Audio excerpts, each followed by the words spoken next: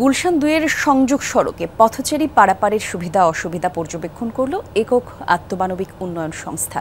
সকালে গুলশান ২ এর গোলচত্বরে এই কার্যক্রম পরিচালনা করা হয়। এ সময় পথচারীদের দৈনন্দিন পারাপারে বাস্তব অবস্থা, গাড়ির গতির কারণে পথচারীরা সময়মতো রাস্তা পারাপার করতে পারছেন কিনা, যানবাহনের ধরন, এই বিষয়গুলো পর্যবেক্ষণ করা হয়।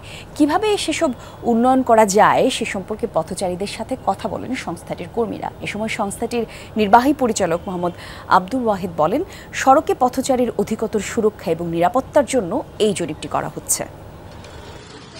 এই পথচারীরা কত ঝুঁকি নিয়ে পার হচ্ছে সেইটা পর্যবেক্ষণ করতেছি। এইটা কত গাড়ি চলাচল করতেছে, কত রিস্ক নিয়ে চলাচল করতেছে, বয়োবৃদ্ধরা কত কষ্ট করে চলাচল পারাপার হচ্ছে এই সমস্ত বিষয়গুলো আমরা ভলেন্টিয়ার দিয়ে আমরা এটা পর্যবেক্ষণ করতেছি।